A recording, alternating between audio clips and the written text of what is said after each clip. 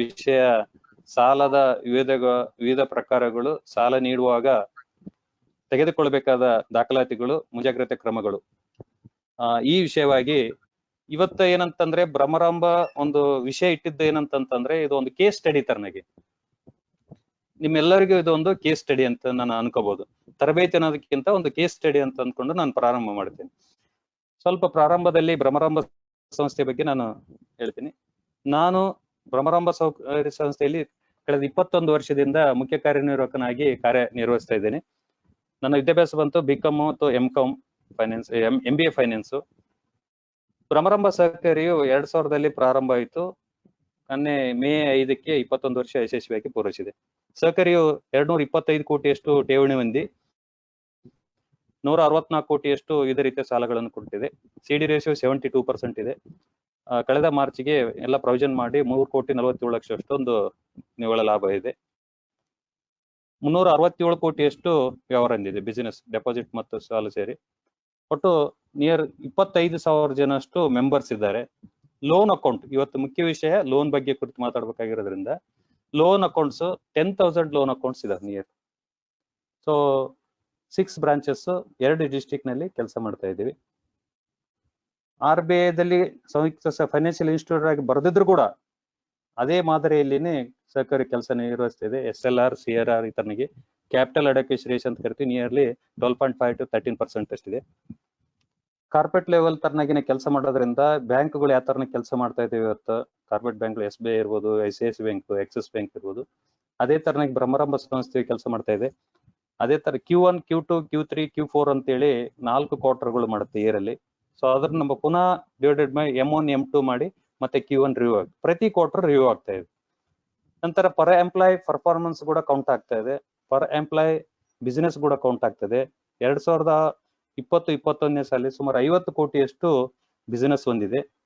ಮತ್ತು 2021-22ನೇ ಸಾಲಿಗೆ ಈ ವರ್ಷದಲ್ಲಿ ನಾವು 60 ಕೋಟಿಯಷ್ಟು ಬಿಸಿನೆಸ್ ಮಾಡ್ಬೇಕಂತ ನಾವು ಅನ್ಕೊಂಡಿದ್ದೀವಿ.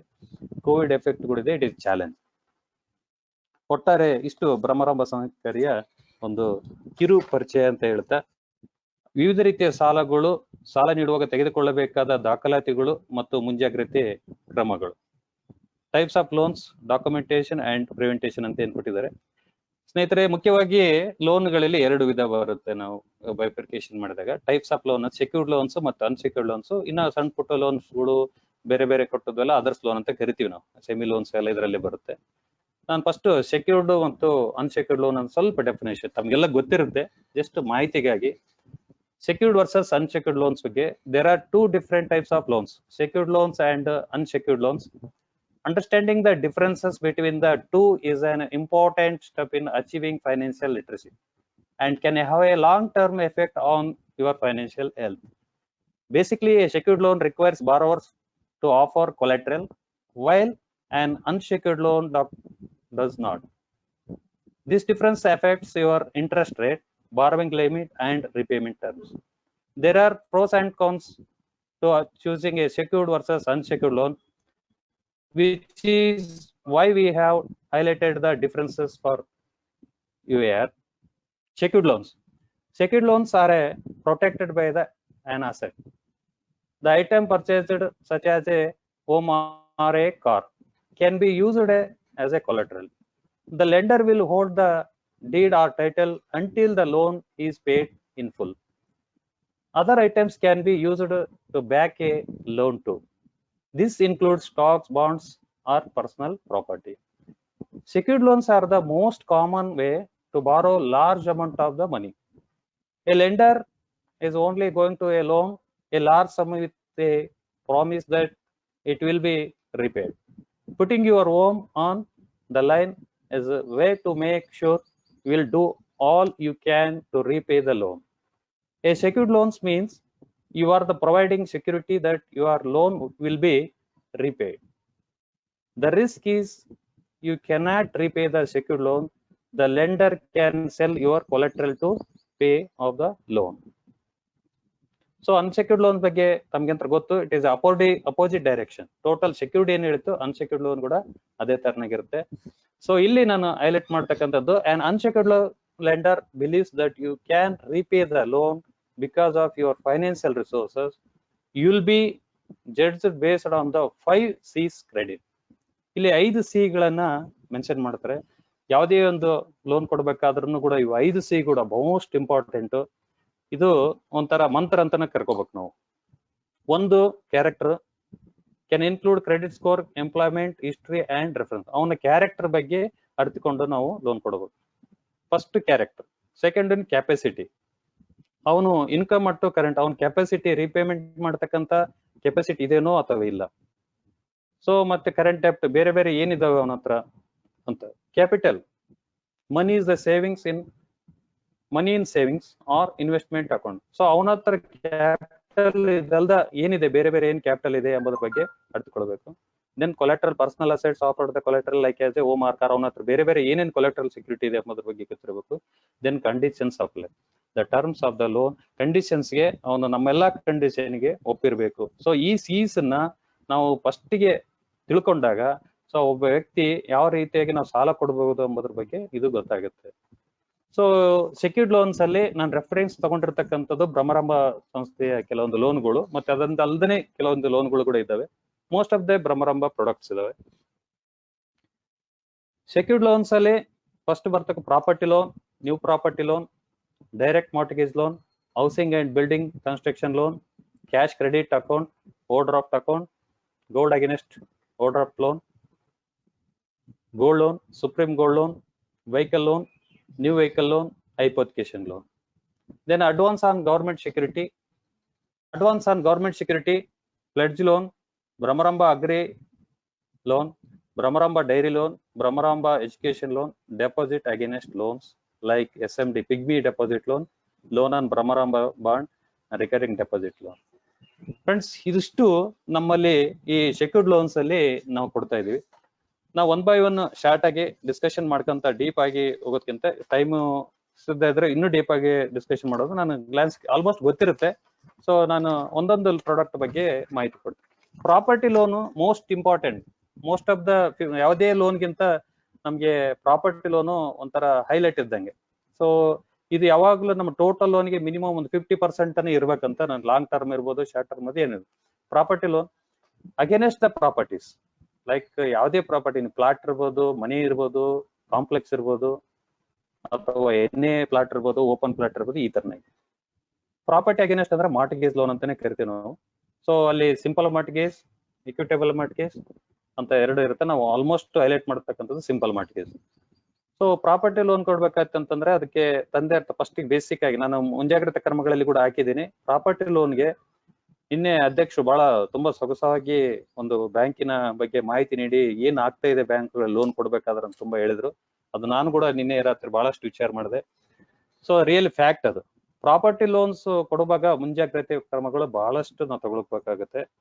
ಫಸ್ಟ್ ಆಫ್ ಆಲ್ ಏನಂತಂದ್ರೆ ಇಲ್ಲಿ ಮ್ಯಾನೇಜರು ಅಥವಾ ಫೀಲ್ಡಿಗೆ ಯಾರು ವರ್ಕ್ ಮಾಡ್ತಾರೆ, ಫೀಲ್ಡ್ ಆಫೀಸರು ಎಲ್ಲ ನೋಡ್ಕೊಂಡು ಪ್ರಾಪರ್ಟಿನ ಇನ್ಸ್ಪೆಕ್ಷನ್ ಮಾಡಿ ಡಾಕ್ಯುಮೆಂಟ್ಸ್ ಎಲ್ಲ ಸ್ಕ್ರೂಟ್ನಿ ಮಾಡಿ, ಫಸ್ಟ್ ಒಂದು ಸ್ಕ್ರೂಟ್ನಿ ನಮ್ಮಿಂದ ಆಗುತ್ತೆ.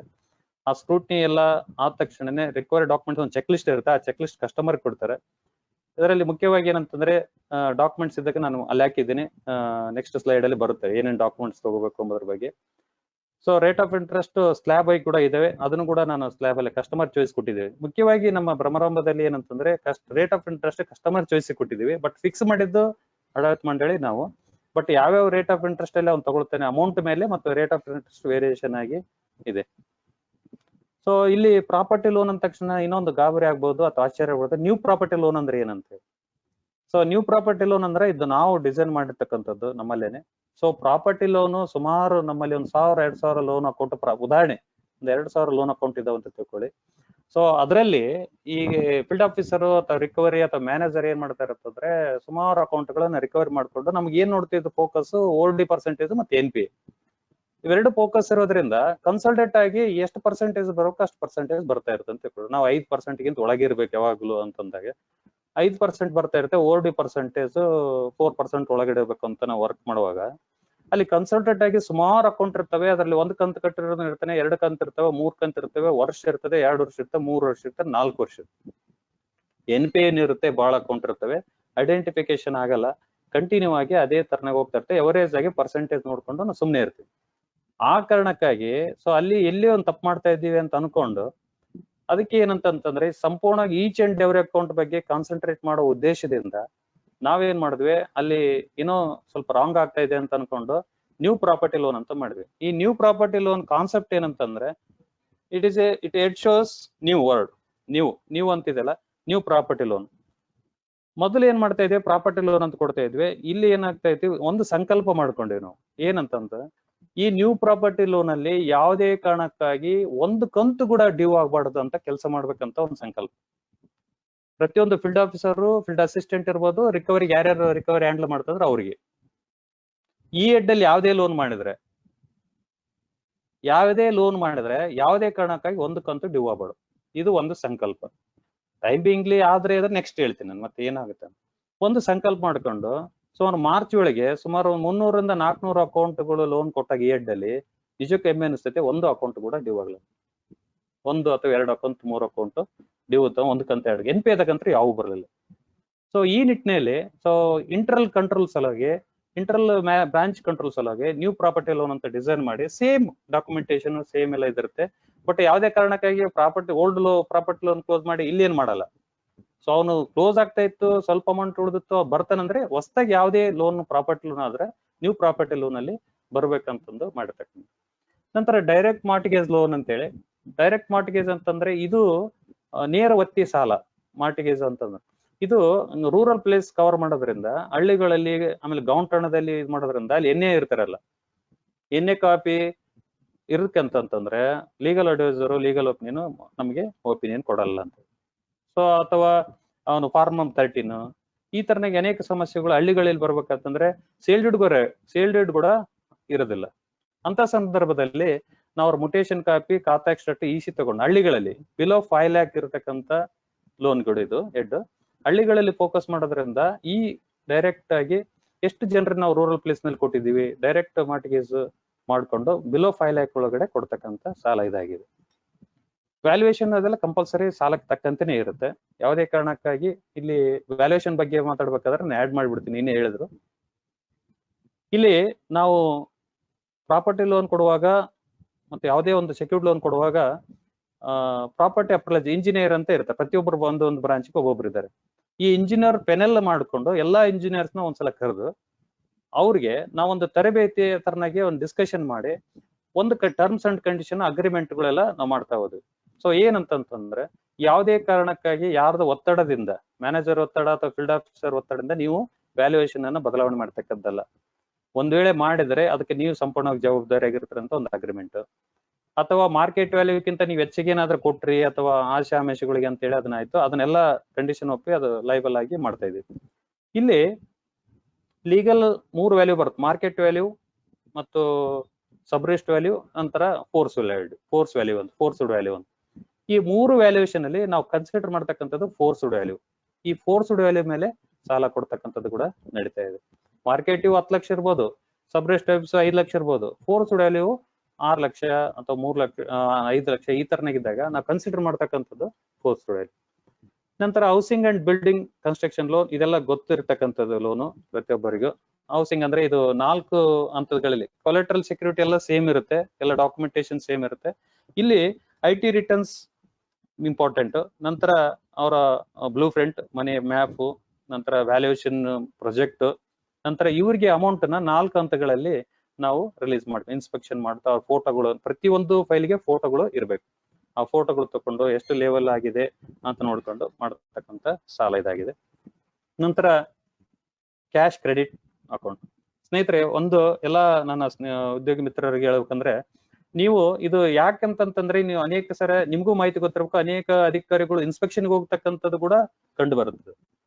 ಇಲ್ಲಿ ಮೊನ್ನೆ ಅಧ್ಯಕ್ಷ ಹೇಳಿದ್ರು, ಡಯಾಗ್ನೋಸ್ ಮಾಡ್ಬೇಕು, ನೋಡ್ಕೊಂಡು ಅನ್ನ ಕುದ್ದೈತೆ ಇಲ್ಲ ನೋಡ್ಬೇಕಾದ್ರೆ ನಾವ್ ಏನ್ ಮಾಡ್ತೀವಿ, ಸ್ವಲ್ಪ ಒಂದು ಚಮಚೆಯಲ್ಲಿ ತಗೊಂಡು ಸ್ವಲ್ಪ ನೋಡ್ಕೊಂಡು ಅದನ್ನ ಅಳುಗಳನ್ನ ನೋಡಿದಾಗ ಇಸಿಗಿದಾಗ ಸೊ ಪರವಾಗಿಲ್ಲಪ್ಪ ಅನ್ನ ಕುದ್ದಿದೆ, ಇದನ್ನ ಸ್ಟಾಪ್ ಮಾಡ್ಬೋದು ಅಂತ ನಾವ್ ಹೇಳ್ತೀವಿ ಸಹಜ. ಅದೇ ತರನಾಗಿ ನೀವು ಕೂಡ ಪ್ರತಿಯೊಂದು ಏನಂತಂದ್ರೆ ಈ ಪ್ರಾಡಕ್ಟ್ ಬಗ್ಗೆ ನಾಲೆಜ್ಗಳು ಇದ್ದಾಗ ನಿಮ್ಗೆ ಆಟೋಮೆಟಿಕ್ ಆಗಿ ಏನಾಗಿದೆ ಅಂತ ನಿಮ್ಗೆ ಗೊತ್ತಾಗುತ್ತೆ. ಅವ್ರದ್ದು ಹೆಲ್ತ್ ಹೇಗಿದೆ, ಬಾಡಿ ಆಫ್ ಮಾಸ್ ಇಂಡೆಕ್ಸ್ ಈ ತರನಾಗಿದೆ ಎಂಬುದು ಗೊತ್ತಾಗುತ್ತೆ. So cash credit account it is related purely related ನಾವು ಡಿಸೈನ್ ಮಾಡ್ತಕ್ಕಂಥದ್ದು. ಈಗಾಗಲೇ ಆಫ್ಟರ್ ಡಿಮೌಂಟೇಶನ್ ಆಗಿದ್ದ 2 ಲಕ್ಷಕ್ಕಿಂತ ಹೆಚ್ಚು ಕೊಡೋಂತಿಲ್ಲ, ಓಡಿ ಟ್ರಾನ್ಸಾಕ್ಷನ್ ಮಾಡೋಂತಿಲ್ಲ ಅಂತ ಕಾರಣಕ್ಕಾಗಿ ಈ ಕ್ಯಾಶ್ ಕ್ರೆಡಿಟ್ ಲಿಮಿಟ್ ಮತ್ತು ಓವರ್ ಡ್ರಾಫ್ಟ್ ಲಿಮಿಟ್ ಯಾರು ಅಕೌಂಟ್ ಬ್ಯಾಂಕ್ ಟು ಬ್ಯಾಂಕ್ ಅಂದ್ರೆ ಅವ್ರ ಬ್ಯಾಂಕ್ ಅಕೌಂಟಿಗೆ ಮಾತ್ರ ಕೊಡ್ತಕ್ಕಂಥದ್ದು. ಕ್ಯಾಶ್ ಅನ್ನ ಇಲ್ಲೇ ತಗೊಂತೀನಿ 2 ಲಕ್ಷ ಒಳಗಡೆ ತಗೊಂತೀನಿ 2 ಲಕ್ಷ ಒಳಗನೆ ಹಾಕ್ತೀನಿ ಅಂತ ಅವಕಾಶ ಕೊಟ್ಟಿಲ್ಲ. ಯಾರ್ಯಾದ್ರಿಗೆ ಆಸಕ್ತರು ಬಿಸ್ನೆಸ್ ಮ್ಯಾನ್ಸ್ ಅವ್ರ ಇದ್ರ ಅಂತಂದ್ರೆ ಅಂತವ್ರಿಗೆ ಕೊಟ್ಟಿರ್ತಕ್ಕಂಥದ್ದು. ಕ್ಯಾಶ್ ಕ್ರೆಡಿಟ್ ಲಿಮಿಟ್ ಡೆಪಾಸಿಟ್ ಬಾಂಡ್ಗಳು ಇಟ್ಕೊಂಡು ಅವ್ರಿಗೆ ಲಿಮಿಟ್ ಕೊಡ್ತಕ್ಕಂಥದ್ದು. ಅದಕ್ಕೆ ಮಂತ್ಲಿ ಇಂಟ್ರೆಸ್ಟ್ ಎಲ್ಲ ಡೆಬಿಟ್ ಆಗ್ತಾ ಇರುತ್ತೆ. ಓವರ್ ಡ್ರಾಫ್ಟ್ ಕೂಡ ಸೇಮ್ ಬಿಸ್ನೆಸ್ ಮ್ಯಾನ್ಸ್ಗೆ ಅವರ stock statement, business proof, business evidence ಎಲ್ಲ ತಗೊಂಡು ಕೊಡ್ತಕ್ಕಂಥದ್ದು. ಡಾಕ್ಯುಮೆಂಟೇಶನ್ ಆಸ್ ಯೂಶುವಲ್ ಸೇಮ್ ಇರುತ್ತೆ. ಆಮೇಲೆ loan gold against overdraft loan ಇತ್ತೀಚೆಗೆ ಮಾಡಿರ್ತಕ್ಕಂಥ ಪ್ರಾಡಕ್ಟ್. ಈಗಾಗಲೇ ಇದ್ರ ಬಗ್ಗೆನೂ ಬಹಳಷ್ಟು ಒಂದು 2-3 ಅಕೌಂಟ್ ಈ ತರ ಮೊನ್ನೆ ಲಾಸ್ಟ್ ಫೆಬ್ರವರಿಲಿ ಮಾಡ್ತಕ್ಕಂಥ ಅಕೌಂಟ್ ಇದು. ಗೋಲ್ಡ್ ನಮ್ ತಲೆ ಗೋಲ್ಡ್ ಇದೆ ಸರ್, ಗೋಲ್ಡ್ ಲೋನ್ ಕೊಡೋಕ್ಕಿಂತ ನಾವು ಗೋಲ್ಡ್ ಪ್ಲೆಜ್ ಮಾಡ್ತೀವಿ, ನಮಗೆ ಅದ್ರ ಮೇಲೆ ಓಡಿ ಕೊಟ್ರು ಅಂತ ಕೇಳಿದಾಗ ಅದಕ್ಕೂ ಕೂಡ ನಾವು ಇದು ಮಾಡಿದೀವಿ. ಅದು ಅಪ್ರೈಸರ್ ವ್ಯಾಲ್ಯೂ ಮತ್ತೆ ಮಾರ್ಕೆಟ್ ವ್ಯಾಲ್ಯೂ ನಾವು ಎಷ್ಟು ಪರ್ಸೆಂಟೇಜ್ ಮಾಡ್ಬೇಕು ಅನ್ನೋ ಕಂಡೀಷನ್ ಅಲ್ಲಿ ಸ್ನೇಹಿತರೆ ಪ್ರತಿಯೊಂದಕ್ಕೂ ಸಾಲದ ನಿಯಮ ಇದೆ. ಏನ್ ಪ್ರಾಡಕ್ಟ್ ಹೇಳ್ತಾ ಇದೀನಿ ಪ್ರತಿಯೊಂದಕ್ಕೂ ನಿಮ್ಗೆ ಸಾಲದ ನಿಯಮದಲ್ಲೇನೆ ಬರುತ್ತವೆ. ಅಲ್ಲಿ ಪ್ರತಿಯೊಂದು ಲೋನ್ಗೆ ತನ್ನದೇ ಆದ ನಿಯಮಗಳನ್ನ ಬರೆದಿರ್ತೀವಿ. ಪ್ರತಿಯೊಂದು ಬ್ರಾಂಚ್ ಅಲ್ಲಿ ಕೂಡ ಇದು ಸಿಗ್ತಾ ಇದೆ. Gold loan as usual same gold against pledge ಇಟ್ಕೊಂಡು ಗೋಲ್ಡ್ ಲೋನ್ ಕೊಡ್ತಕ್ಕಂಥದ್ದು. ಅಪ್ರೈಸರ್ ಇರ್ತಾನೆ, ಸೇಮ್ ನಾನು ಇಂಜಿನಿಯರ್ಸ್ ಯಾವ ತರನಾಗಿ ವ್ಯಾಲ್ಯೂಯೇಷನ್ ಹೇಳಿದೆ ಅದೇ ತರನಾಗಿ ಅಪ್ರೈಸರ್ ಕೂಡ ಅಗ್ರಿಮೆಂಟ್ ಮಾಡ್ಕೋಬೇಕು. ನೀವು ಇನ್ಸ್ಪೆಕ್ಷನ್ ಹೋದಾಗ ಅಥವಾ ಇದು ಹೋದಾಗ ಗೋಲ್ಡ್ ಸ್ಮಿತ್ ಯಾರಿದ್ದಾರೆ, ಎಷ್ಟು ಜನ ಇದ್ದಾರೆ, ಅವ್ರದ್ದು ಅಗ್ರಿಮೆಂಟ್ ಇದೇನಾ ಇಲ್ಲ. ಸೊ ಅಗ್ರಿಮೆಂಟ್ ಕೆಲವೊಬ್ರು ಒಂದ್ಸಲ ಮಾಡಿಬಿಟ್ಟಿರ್ತಾರೆ, 10 ವರ್ಷ 15 ವರ್ಷ 20 ವರ್ಷ ಹಂಗ ನಡೀತಾರೆ. ಸೊ ಅದೆಲ್ಲ ಕನಿಷ್ಠ 3 ವರ್ಷಕ್ಕೆಂತೆಲ್ಲ ರಿನ್ಯೂವಲ್ ಆಗ್ಬೇಕು. ಆಮೇಲೆ ಇಂಪಾರ್ಟೆಂಟ್ ಏನಂತಂದ್ರೆ ಈಗ ಎಲ್ಲಾ ಗೋಲ್ಡ್ ಲೋನ್ಗಳನ್ನ ಸಂಸ್ಥೆಯಲ್ಲಿ ಕನಿಷ್ಠ 1 ವರ್ಷ, ಕೆಲವೊಬ್ರು ನಾವು 1 ವರ್ಷ ಮಾಡಿದ್ವಿ ಇಷ್ಟು ದಿನ, ಕೆಲವೊಂದು 2 ವರ್ಷಕ್ಕೆ ಒಂದ್ಸಲ ಆದ್ರೂ ಬೇರೆ ಗೋಲ್ಡ್ ಸ್ಮಿತ್ ಲಿಂದ ಕ್ರಾಸ್ ವೆರಿಫಿಕೇಶನ್ ಮಾಡ್ತಕ್ಕಂಥದ್ದು ಕೂಡ ಆಗ್ಬೇಕು. ಈಗ ಅನೇಕ ಫೈನಾನ್ಸ್ ಗಳಲ್ಲಿ ಮುತ್ತೂಟು, ಶ್ರೀರಾಮ್ ಬೇರೆ ಬೇರೆ ಕಡೆ ನೋಡಿದಾಗ ಇನ್ಸ್ಟೆಂಟ್ ನೋಡಿದಾಗ ಗೋಲ್ಡ್ ಅಲ್ಲಿ ಅನೇಕ ಅಪರಾಧಗಳು ಕೂಡ ಕಂಡು ಬಂದಿರ್ತವೆ. ನಾವಿಲ್ಲಿ ಅಪ್ರೈಸರ್ ವ್ಯಾಲ್ಯೂಯೇಷನ್ ಮಾಡಿರ್ತಕ್ಕಂಥ ಬೆಲೆ ಮೇಲೆ 60 to 65, 70% ಈ ತರನಾಗಿ ಲೋನ್ ಕೊಡ್ತಕ್ಕಂಥದ್ದು ಇದೆ ಗೋಲ್ಡ್ ಲೋನ್ ಅಲ್ಲಿ. ಇದು ಬಹಳ ರಿಸ್ಕಿ, ಸೆಕ್ಯೂರ್ಡ್ 100% ಸೆಕ್ಯೂರ್ಡ್ ಆದ್ರೆ ಇದರಷ್ಟು ರಿಸ್ಕ್ ಕೂಡ ಯಾವುದಿಲ್ಲ.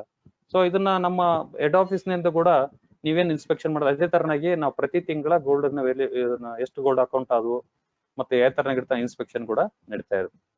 ನಂತರ ಸುಪ್ರೀಂ ಗೋಲ್ಡ್ ಲೋನ್ ಅಂತ, ಇದು ಗೋಲ್ಡ್ ಲೋನು ಟ್ರೆಡಿಷನಲ್ ಆಗಿ ಕೊಡ್ತಕ್ಕಂಥ. ಸುಪ್ರೀಂ ಗೋಲ್ಡ್ ಅಂತಂದ್ರೆ ಇದು ಟಾರ್ಗೆಟ್ ಓರಿಯೆಂಟೆಡ್ ಕೆಲಸ ಮಾಡೋಕೆ ಎಂಪ್ಲಾಯಿ, ಪ್ರತಿಯೊಬ್ಬ ಎಂಪ್ಲಾಯಿ ಕನಿಷ್ಠ 2 ಗೋಲ್ಡ್ ಲೋನು ಅಥವಾ 3 ಗೋಲ್ಡ್ ಲೋನು ನೀವು ಮಾಡಬೇಕು. ಸೊ ಅದನ್ನ ಎಷ್ಟು ಮಾಡಿದ್ದಾರೆ ಅಂತ ಹಾಕೋದ್ರ ಸಲುವಾಗಿ ಎಂಪ್ಲಾಯ್ಸ್ ಮಾಡಿರ್ತಕ್ಕಂಥ ಗೋಲ್ಡ್ ಲೋನ್ಗಳು ಇದರಲ್ಲಿ ಇದು ಮಾಡ್ತಾ ಇದ್ವಿ.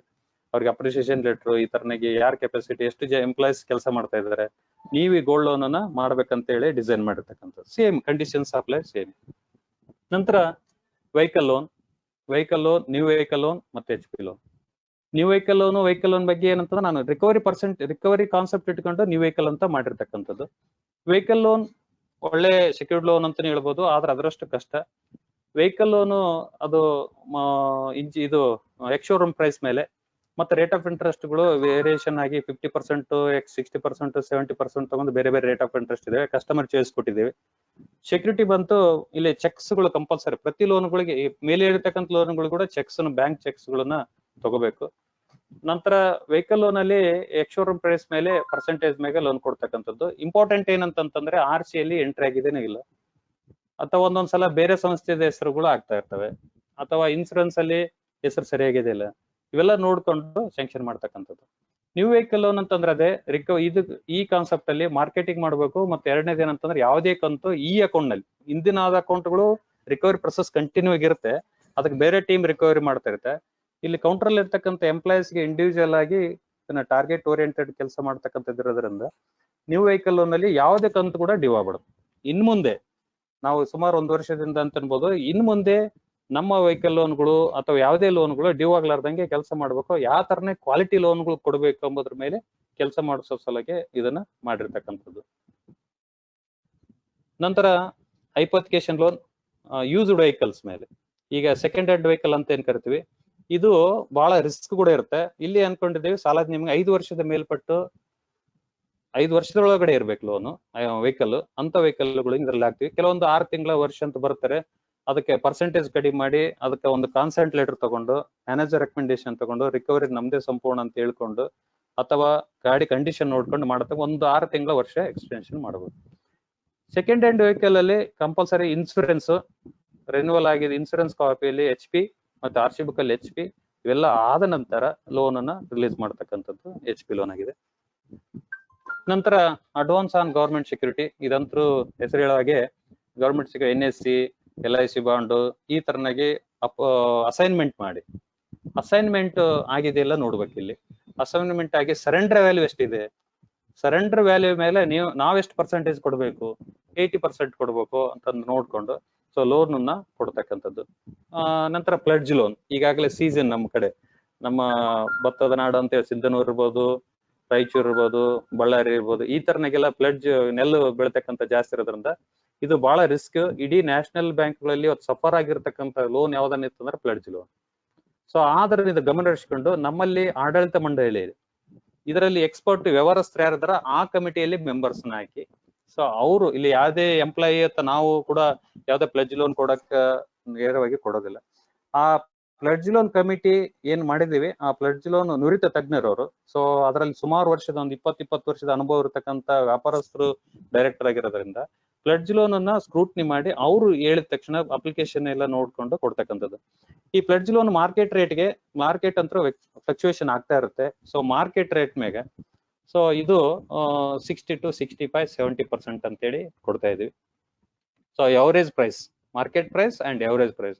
ಫಾರ್ ಎಕ್ಸಾಂಪಲ್ ಇವತ್ತು ಭತ್ತ 1200 ರೂಪಾಯಿ ಇದೆ ಅಂತಂದ್ರೆ ಅದನ್ನ 70 kg ಇರುತ್ತೆ, 75 kg ಇಂಟು ಪ್ರೈಸ್ ಮಾಡಿ ಎವರೇಜ್ ಪ್ರೈಸ್ ಏನ್ ಬರುತ್ತೆ ಅದಕ್ಕೆ 60-65% ಕೊಡ್ತಕ್ಕಂಥದ್ದು. ಇದು ಸೀಸನ್ ವೈಸ್ ಇರುತ್ತೆ. ಇದರ ಸಮಯ ಬಂತು 6 ತಿಂಗಳ. ಸೊ ಈ 6 ತಿಂಗಳಿಂದ 1 ವರ್ಷ ತನಕ ಕೊಡ್ಬೇಕು. ಸೊ ಸೋನಾ ಚೆನ್ನಾಗಿತ್ತು, ಓಲ್ಡ್ ಆದಂಗೆಲ್ಲ ಬೆಲೆ ಬರುತ್ತೆ ಅಂತಂದ್ರೆ ನಾವು ಕೊಡ್ತಕ್ಕಂಥ 6 ತಿಂಗಳ, ನೆಕ್ಸ್ಟ್ ಎಕ್ಸ್ಟೆನ್ಷನ್ ಇನ್ನೊಂದು 6 ತಿಂಗಳು ಕೊಡು. ಯಾವುದೇ ಕಾರಣಕ್ಕಾಗಿ 1 ವರ್ಷದ ಮೇಲೆ ಈ ಲೋನ್ಗಳನ್ನ ಕೊಡಬಾರ್ದು. ಇದರಲ್ಲಿ ಸಮಸ್ಯೆಗಳು ಬಹಳಷ್ಟಿದೆ. ಇವತ್ತು ಬ್ಯಾಂಕ್ಗಳು ಬಹಳ ಫೇಸ್ ಕೂಡ ಮಾಡ್ತವೆ. ಈ ಲರ್ನ್ ಫ್ರಮ್ ಮಿಸ್ಟೇಕ್ಸ್, ಈ learn from others mistakes also.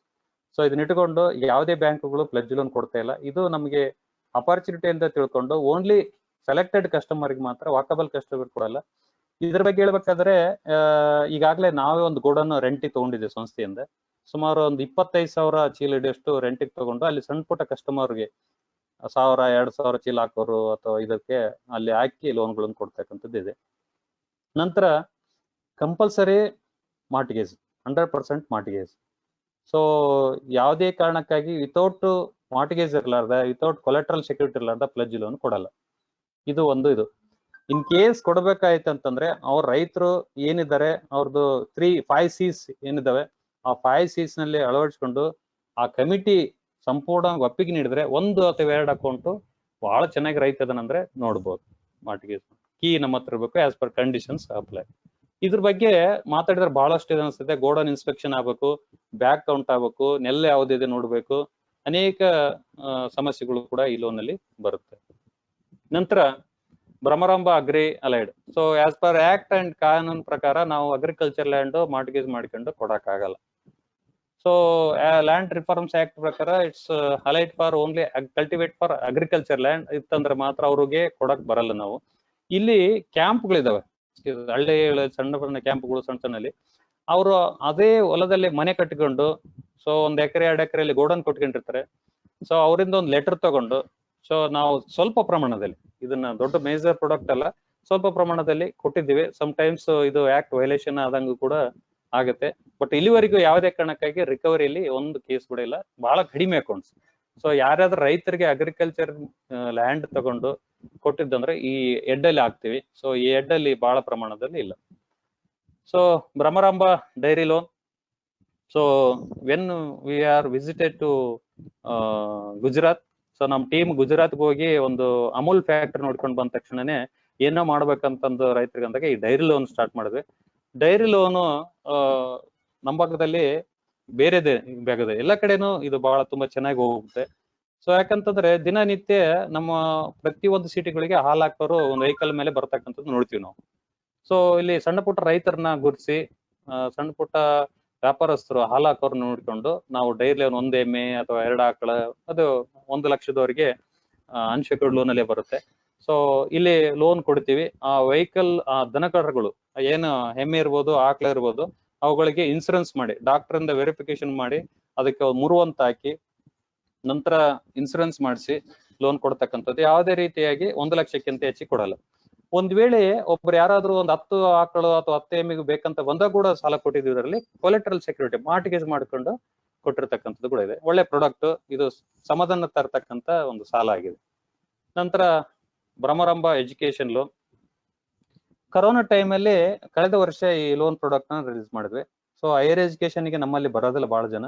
So ಇಲ್ಲಿ ಏನಾಯ್ತು, ಕೊರೋನಾ ಇರೋದ್ರಿಂದ ಸ್ಕೂಲ್ ಕಾಲೇಜುಗಳು ಬಂದ್ ಆದವು. ಮಕ್ಕಳಿಗೆ ಲ್ಯಾಪ್ಟಾಪ್, ಮೊಬೈಲ್ ಎಜುಕೇಶನ್ ಸಲುವಾಗಿ ಯೂಸ್ ಮಾಡ್ತಕ್ಕಂಥದ್ದು, ಮತ್ತೆ ಫೀಸ್ ಕಟ್ಟಕ್ಕೆ, ಯಾರು ರೆಸಿಡೆನ್ಸ್ ಸ್ಕೂಲಿಗೆ ಫೀಸ್ ಕಟ್ಟಕ್ಕೆ ಇರ್ಬೋದು, ಈ ತರನಾಗಿ ಇದು ಆಸ್ ಯೂಶಲ್ ಮಂತ್ಲಿ ಇನ್ಸ್ಟಾಲ್ಮೆಂಟ್ ಇರುತ್ತೆ. ಪೇರೆಂಟ್ಸ್ ಕಟ್ಟ after completion of education repayment ಅಂತೇನಿಲ್ಲ, ರುಟೀನ್ ಆಗಿ ಇದರಲ್ಲಿ ಕಂತುಗಳನ್ನ ಕಟ್ತಾ ಹೋಗ್ಬೇಕು. ರೇಟ್ ಆಫ್ ಇಂಟ್ರೆಸ್ಟ್ ಸ್ವಲ್ಪ ಕನ್ಸೆಷನ್ ರೇಟ್ ಅಲ್ಲಿ ಇದೆ. ರೇಟ್ ಆಫ್ ಇಂಟ್ರೆಸ್ಟ್ ಸ್ಲೈಡ್ ಇದೆ, ನಾನು ಅದರಲ್ಲಿ ಹೇಳ್ತೀನಿ. ಇಷ್ಟು ಸೆಕ್ಯೂರ್ಡ್ ಇದರಲ್ಲಿ ಬರುತ್ತೆ. ಕೆಲವೊಂದು ಸೆಮಿ ಸೆಕ್ಯೂರ್ಡ್ ಇದೆ, ಈಗಾಗಲೇ ಅದಕ್ಕೆ ಸೆಕ್ಯೂರ್ಡ್ ಅಲ್ಲಿ ಹಾಕಿದ್ದೀನಿ. ಡೆಪಾಸಿಟ್ಸ್ ಅಗೇನ್ಸ್ಟ್ ಲೋನ್ಸ್, ಪಿಗ್ಮಿ ಮೇಲೆ loan on Bhramaramba bond, recurring deposit loan. So ಸ್ನೇಹಿತರೆ, ಇಲ್ಲಿ ಒಂದು ಬಹಳ ಸೂಕ್ಷ್ಮವಾಗಿ ಅಬ್ಸರ್ವ್ ಮಾಡ್ಬೇಕು, ಎಲ್ಲಿ ತಪ್ಪುಗಳು ನಡೀತಾವಂತ ನಾನು ಹೇಳ್ತೀನಿ. ಇಲ್ಲಿ ಸಿಬ್ಬಂದಿಗಳಿಂದ ಕೂಡ ತಪ್ಪು ನಡಿಬಹುದು. ಯಾವ್ದೋ ಒಬ್ಬ ಕಸ್ಟಮರ್ ಒಂದು 10 ಇಲ್ಲೆಲ್ಲ ಆಗಿದೆ, ಸಣ್ಣ ಹೆಸರು ಹೇಳಕ್ ಇಷ್ಟಪಡಲ್ಲ. ಬೇರೆ ಬೇರೆ ಕಡೆ ಏನಾಗ್ತಾ ಇದೆ, ಬಾಂಡ್ ಒಂದು ವಿಶ್ವಾಸ ಮೇಲೆ ಬಾಂಡ್ ಕೂಡ ಸಂಸ್ಥೆಯಲ್ಲಿ ಬಿಟ್ಟು ಹೋಗತಕ್ಕಂತ ಜನಗಳು ಇರ್ತಾರೆ. ಅಂತದ್ರ ಮೇಲೆ ಸಿಬ್ಬಂದಿಗಳು ಏನ್ ಮಾಡ್ತಾರೆ, ಲೋನ್ ಮಾಡ್ಕೊಂಡು ಬಾಂಡ್ ಏನ್ ಮಾಡ್ತಾರೆ. ಆದ ಕಾರಣಕ್ಕೆ ಇಲ್ಲಿ ಅಬ್ಸರ್ವ್ ಮಾಡ್ಬೇಕು, ಕಂಪಲ್ಸರಿ ಡಿಸ್ಚಾರ್ಜ್ ಲೆಟರ್ ಸೈನ್ ಇರ್ಬೇಕು ಬಾಂಡ್ಗೆ, ಹಿಂದ್ಗಡೆ ಸೈನ್ ತಗೋಬೇಕು. ಆಮೇಲೆ ಲೋನ್ ಆದ್ರೆ ಅವ್ರ ಕಸ್ಟಮರ್ಗೆ ಇನ್ಫಾರ್ಮೇಶನ್ ಕೊಡ್ಬೇಕು. ಯಾವುದೇ ಕಸ್ಟಮರ್ ಬರ್ಲಾರದೆ ಲೋನ್ ಮಾಡ್ಬಾರ್ದು. ಇದಕ್ಕೆ ಒಂದೇನಂತಂದ್ರೆ, ಈ ಡೆಪಾಸಿಟರಿ ಶೀಟ್ ಮೇಲೆ ಕಸ್ಟಮರ್ ಬರದಾದ್ರೆ ಯಾರು ಲೋನ್ ಮಾಡ್ಬಾರ್ದು. ಕಸ್ಟಮರ್ ಮುಂದಿಟ್ಕೊಂಡ ಬಾಂಡ್ ತಗೊಂಡು ಸೈನ್ ತಗೊಂಡು ಲೋನ್ ಮಾಡ್ತಕ್ಕಂಥದ್ದು. ಇದ್ರ ಬಗ್ಗೆ ಸೂಕ್ಷ್ಮವಾಗಿ ಅಬ್ಸರ್ವ್ ಕೂಡ ಮಾಡಬಹುದು. ಲೋನ್ ಯಾವ್ದೋ ಒಬ್ಬ ವ್ಯಕ್ತಿ ಮೇಲೆ ತಗೊಳ್ಳೋದು, ಅವನ್ ಬರೋ ಮುಂಚೆನೆ ಕ್ಲೋಸ್ ಮಾಡ್ತಕ್ಕಂಥದ್ದು, ಈ ತರನ ಘಟನೆಗಳಿರುತ್ತೆ. ಇದು ಬಹಳ ಜಾಗರೂಕತೆಯಿಂದ ನಾವು ಮಾಡಬೇಕಾಗುತ್ತೆ. ಸೆಕ್ಯೂರ್ಡ್ ಲೋನ್ಸ್ ಬಗ್ಗೆ ಇಷ್ಟು. ನಂತರ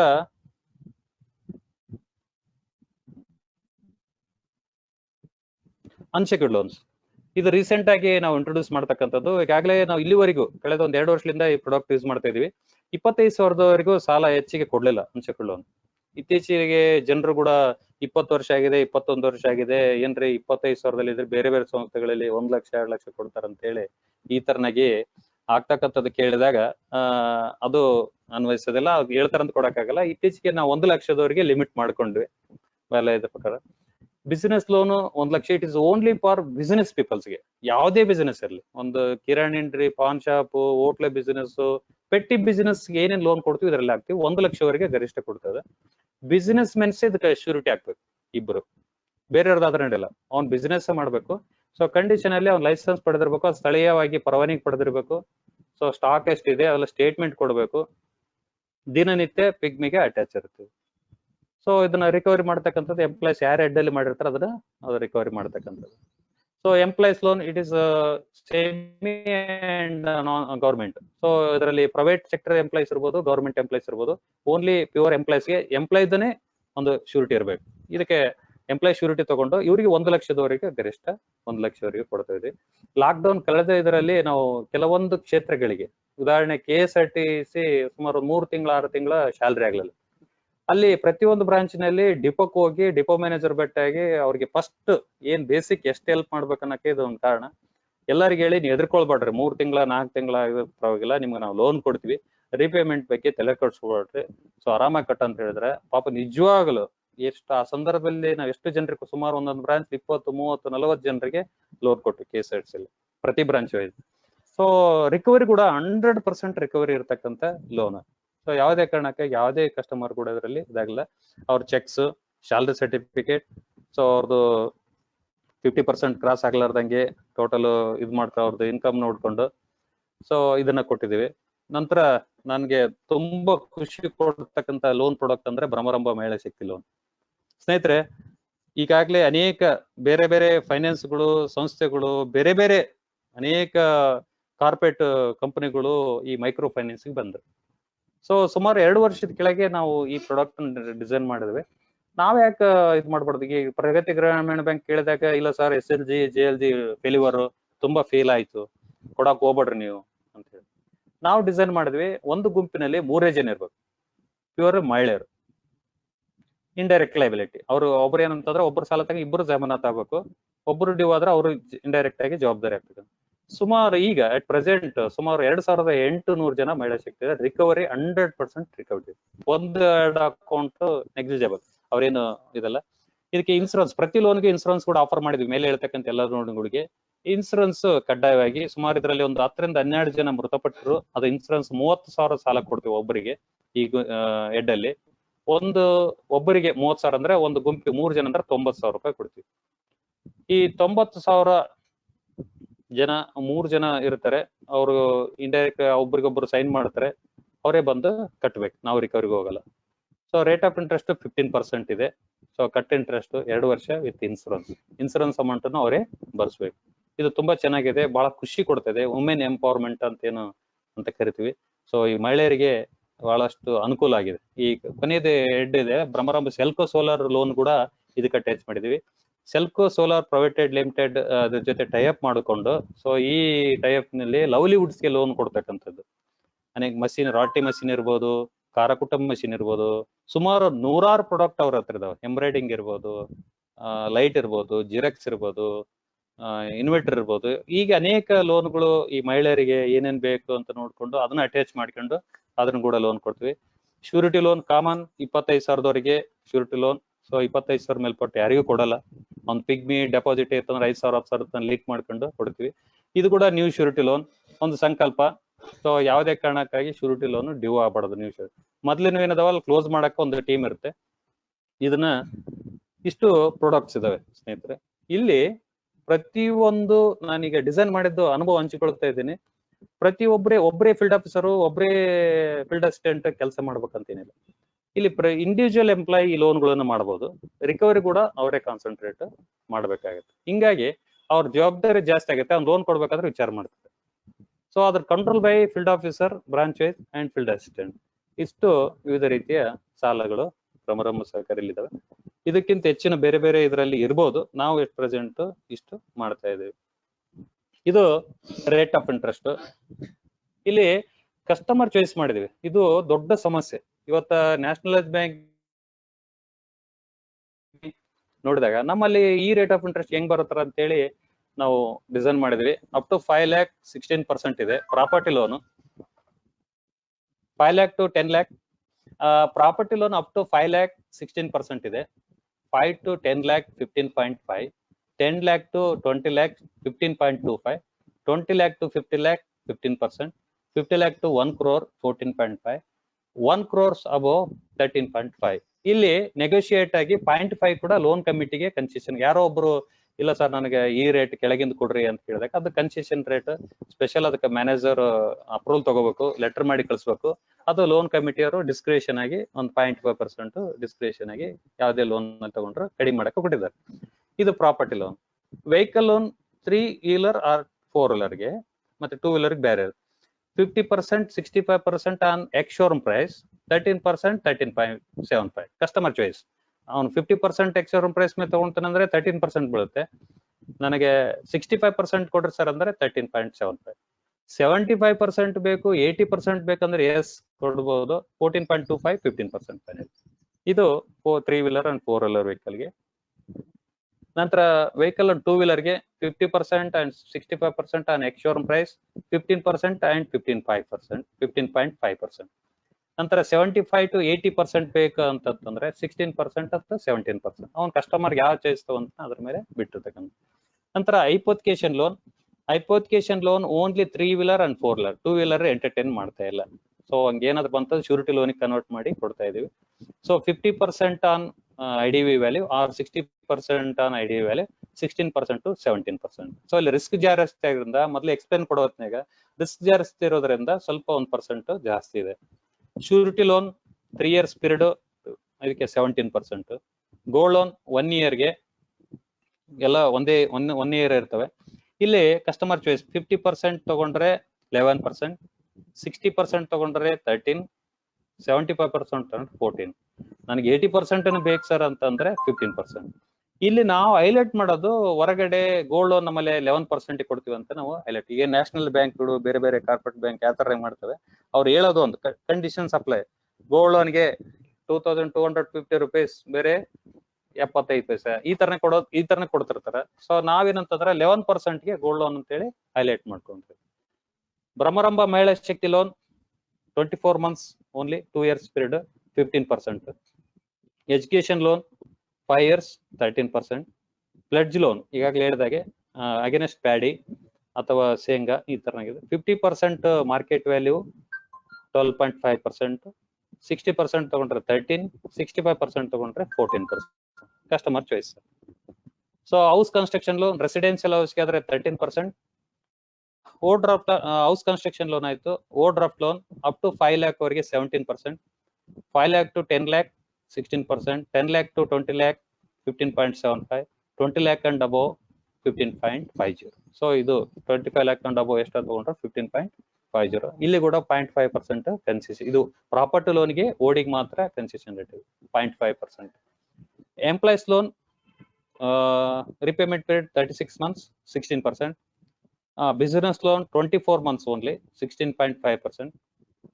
dairy loan 24 months 15%. Stop loan ಅಂತ ಇದು ಪ್ರಾಡಕ್ಟ್ ಇದೆ ಎಂಪ್ಲಾಯ್ಸ್ಗೆ. ನಮ್ಮಲ್ಲಿ ಇರ್ತಕ್ಕಂಥ employees 10 times of salary 12 years maximum period 10% ಕೊಡ್ತಾ ಇದೀವಿ. ಲೋನ್ ಇಂದ ರೇಟ್ ಆಫ್ ಇಂಟ್ರೆಸ್ಟ್ ಹೇಳಿದ ತಕ್ಷಣನೇ ನಾವು ಡೆಪಾಸಿಟ್ ಹೇಳಬೇಕು. ಯಾಕಂದ್ರೆ ನಾನು ಇಲ್ಲಿ ಒಂದು ಡಿಸ್ಕಷನ್ ತಮ್ಮ ಜೊತೆ ಮಾಡ್ಬೋದು. ಇದು ರೇಟ್ ಆಫ್ ಇಂಟ್ರೆಸ್ಟ್ ಹೇಳಿಂದ ನಾನು ಹೇಳ್ತೀನಿ. ಸೊ 30 days ಟು ಕಾಮನ್ ಆಗಿ ಕಾಣ್ತಾ ಇದೆ 5%, 91 to 86%, 180 to 364 days 7.5, 365 to 2 years 8.25, 2 years above 3 years 8.50, 3 years ಮೇಲೆ 8.20. Senior citizen or ladies after 6 month deposit ಮೇಲೆ 0.5 ಎಕ್ಸ್ಟ್ರಾ ಸಿಗ್ತಾ ಇದೆ. ಬ್ರಹ್ಮರಂಭ ಬಾಂಡ್ 96 ತಿಂಗಳಿಗೆ ದ್ವಿಗುಣ ಆಗ್ತಾ ಇದೆ. ರೇಟ್ ಆಫ್ ಇಂಟ್ರೆಸ್ಟ್ ಬಂತು 8.76. ಬ್ರಹ್ಮರಂಭ ಮಾಸಿಕ ಪೆನ್ಷನ್ ಇದು ಬ್ರಹ್ಮರಂಭ ಸಂಸ್ಥೆಯಲ್ಲಿ ದೊಡ್ಡ ಹೈಲೈಟ್ ಅದು ಪೆನ್ಷನ್ ಸ್ಕೀಮ್ ಅಂತ. ಬ್ರಹ್ಮರಂಭ PRD ಅಂತ ಕರಿತೀವಿ, ಪ್ರತೀಕ್ಷಾ ಈ ತರನಾಗಿ ಅಂತ ಹೇಳಿ. ಸೊ ಇಲ್ಲಿ ಮಾಸಿಕ ಪೆನ್ಷನ್ ಠೇವಣಿ ಮೊತ್ತ 1,30,30,000 ಇಟ್ರೆ ಬಡ್ಡಿ ದರ 9.31 ಇದು ಕೊಡ್ತಾ ಇದೀವಿ. ಇದು ಈ ಡೆಪಾಸಿಟ್ ಕಡಿಮೆ ಮಾಡೋಕೆ ತುಂಬಾ ಕಷ್ಟ ಇದೆ. ಬರ್ತಕ್ಕೆ ಈಗಾಗಲೇ ಕಳೆದ ಮೀಟಿಂಗ್ ಡಿಸ್ಕಷನ್ ಆಗಿದೆ. ಇನ್ನು ಇದನ್ನ ಸಿಂಪಲ್ ಇಂಟ್ರೆಸ್ಟ್ ಇನ್ನೂ ಸ್ವಲ್ಪ ಒಟ್ಟ 8.50 ವರೆಗೆ ತರಬೇಕಂತ ಇದೆ. ಅದು ಪೆನ್ಷನ್ ಇದು ರಿಟೈರ್ಡ್ ಪೀಪಲ್ಸ್ ಓನ್ಲಿ. ಇಲ್ಲಿ ಯಾರು ಕಾಮನ್ ಮ್ಯಾನ್ ಬಂದು ಮಾಡಿದ್ರೆ ಅದರಲ್ಲಿ ಕೊಡಲ್ಲ, ಅಥವಾ ಹಿರಿಯ ನಾಗರಿಕರು ಬಂದ್ರು ಕೊಡಲ್ಲ. ಓನ್ಲಿ ರಿಟೈರ್ಡ್ ಪೀಪಲ್ಸ್ ಇದ್ರೆ ಮಾತ್ರ ಇದು ಕೊಡುತ್ತೆ. ಬ್ರಹ್ಮರಂಭ ರೆಕರಿಂಗ್ ಠೇವಣಿ ಪ್ರತಿ ತಿಂಗಳು 200, 500 ಈ ತರ 75 ತಿಂಗಳ ಕಟ್ಟಿದ್ರೆ ಸೊ ಅವರಿಗೆ 1 ಲಕ್ಷ ಈ ತರ ಇದಾಗುತ್ತೆ. 200 ಕಟ್ಟಿದ್ರೆ 25,000, 500 ಕಟ್ಟಿದ್ರೆ 50,000, 100,000 ಕಟ್ಟಿದ್ರೆ 1 ಲಕ್ಷ ಮಾಡೋದು. ಬಡ್ಡಿ 8.80. ಪ್ರತೀಕ್ಷಾ ಠೇವಣಿ ಮಂತ್ಲಿ ಇಂಟ್ರೆಸ್ಟ್ ಠೇವಣಿ ಮೊತ್ತ 1,35,000 ಇಟ್ರೆ ಅದು ಇದು ಬರುತ್ತೆ 8.96 ರೇಟ್ ಆಫ್ ಇಂಟ್ರೆಸ್ಟ್. ಬ್ರಹ್ಮರಂಭ ಠೇವಣಿ ಯೋಜನೆ BDS ಅಂತೇಳಿ 400 days ಇದು. ಸೊ ಇಲ್ಲಿ ರೇಟ್ ಆಫ್ ಇಂಟ್ರೆಸ್ಟ್ ಬಂತು 9% ಇದೆ. ಸೊ ಇದು RD 7.50, 8%, 8.50. ಇದು ಇದು ಇದು ಬರ್ತಕ್ಕಂಥ ದಿನಗಳಲ್ಲಿ ಕೋವಿಡ್ ಸಲುವಾಗಿ ರೇಟ್ ಆಫ್ ಇಂಟ್ರೆಸ್ಟ್ ರಿವೈಸ್ಡ್ ಆಗಿಲ್ಲ. ಏಪ್ರಿಲ್ ನಂತರ ಮಾಡಬೇಕಾಗಿತ್ತು, ಇನ್ನು ಮಾಡಿಲ್ಲ. ಈ ನೆಕ್ಸ್ಟ್ 0.50 ಅಷ್ಟು 0.25 0.50 ಅಷ್ಟು ಕೆಲವೊಂದು ಪ್ರಾಡಕ್ಟ್ ಕಡಿಮೆ ಆಗಿದೆ. ಇಲ್ಲಿ ಒಂದು ಪ್ರಶ್ನೆ ನಿಮಗೆ ಬರ್ಬೋದು, ಅಥವಾ ತಾವೆಲ್ಲ ಇನ್ಸ್ಪೆಕ್ಷನ್ ಆಫೀಸರು ಮತ್ತೆ ಸೌಕರ್ಯ ಸಂಸ್ಥೆಗಳ ಮೇಲೆ ತಾವು ಕೆಲಸ ಮಾಡೋದ್ರಿಂದ ಯಾವುದೇ ಸಂಸ್ಥೆಯಲ್ಲಿ ರೇಟ್ ಆಫ್ ಇಂಟ್ರೆಸ್ಟ್ ನ ಯಾವ ತರನಾಗಿ ಫಿಕ್ಸ್ ಮಾಡ್ತಾರೆ ಅನ್ನೋದ್ರ ಬಗ್ಗೆ ಸ್ವಲ್ಪ ಡಿಸ್ಕಷನ್ ಇರ್ತಕ್ಕಂಥದ್ದು. ಯಾವಾಗಲೂ deposits total average deposit rate of interest ಏನಿದೆ, ಎವರೇಜ್ ಎನಿ ಕೈಂಡ್ ಆಫ್ ಎಲ್ಲ ಹೇಳಿದ್ವಲ್ಲ, 30 ದಿನದ ಇರ್ಬೋದು, 91, 181, 365 ದಿನದ್ದು, 2 ವರ್ಷದ್ದು, 3 ವರ್ಷ, double money, all types of deposits ಎಲ್ಲ ಸೇರಿ ಎವರೇಜ್ ಆಗಿ ಎಷ್ಟು ಬರ್ತಾ ಇದೆ, ಎವರೇಜ್ ಆಗಿ ಎಷ್ಟು ಬರ್ತಾ ಇದೆ ಕೊಡ್ತಾ ಇದೀವಿ. ಅದರ ರೇಟ್ ಆಫ್ ಇಂಟ್ರೆಸ್ಟ್ ಒಂದ್ ಕಡೆ ನೋಟ್ ಮಾಡಿ. ನಂತರ ಲೋನ್ಸ್ ಗಳಲ್ಲಿ ಡಿಫ್ರೆಂಟ್ ಟೈಪ್ಸ್ ಆಫ್ ಲೋನ್ ಇದ್ದಾವೆ. ಆ ಲೋನ್ಸ್ ಎವರೇಜ್ ಆಗಿ ಇದರಲ್ಲಿ ಒಂದು ಗಮನಿಸಬೇಕು, ಇನ್ವೆಸ್ಟ್ಮೆಂಟ್ ಕೂಡ ಇದರಲ್ಲಿ ಬರುತ್ತೆ. ಲೋನ್ ಅಲ್ಲಿ ಶಾರ್ಟ್ ಟರ್ಮ್ ಇತ್ತು, FD ಬೇರೆ ಬೇರೆ ಬ್ಯಾಂಕ್ಗಳಲ್ಲಿ ಮಾಡಿರ್ತೀವಲ್ಲ ಅದು ಕೂಡ ಬರುತ್ತೆ. ಅದು ಎವರೇಜ್ ಆಗಿ ಎಷ್ಟಾಗ್ತಾ ಇದೆ. ಇದ್ರ ವ್ಯತ್ಯಾಸ ಏನಾಗುತ್ತೆ, ಸೊ ಸ್ಪ್ರೆಡ್ ರೇಟ್ ಅಂತ ಏನ್ ಕರಿತೀವಿ, ಈ ಉದಾಹರಣೆ 9% ಡೆಪಾಸಿಟ್ಗೆ ಇದೆ, ಲೋನ್ಗೆ ಎಲ್ಲ ಎವರೇಜ್ ಬಂತು 12 ಇದೆ ಅಂತಂದಾಗ, ಸೊ ಇಲ್ಲಿ 3% ನಮಗೆ ಸ್ಪ್ರೆಡ್ ರೇಟ್ ಸಿಗುತ್ತೆ.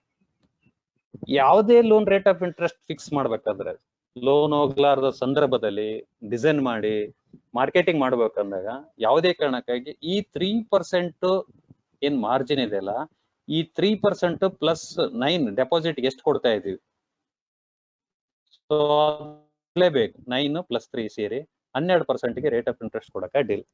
ಅಥವಾ ಯಾವುದೇ ಒಂದು ಸಂಸ್ಥೆಗಳ ಅಂತಂದಾಗ ಅಲ್ಲಿ ಇದ್ ಮಾಡಬೇಕು, ಯಾವುದೇ ವರ್ಸ್ಟ್ ಕೇಸ್ ಅಲ್ಲಿ, ವರ್ಸ್ಟ್ ಕಂಡೀಷನ್ ಅಲ್ಲಿ ಅಥವಾ ಯಾವುದೇ ಇದರಲ್ಲಿ ಈ spread rate plus average deposit rate ಇವೆರಡು ಸೇರಿದಾಗ ಸೊ ಆ ರೇಟ್ ಆಫ್ ಇಂಟ್ರೆಸ್ಟ್ ಅದಕ್ಕಿಂತ ಕಡಿಮೆ ಇದರಲ್ಲಿ ಲೋನ್ಗಳನ್ನ ಕೊಡಬಾರ್ದು.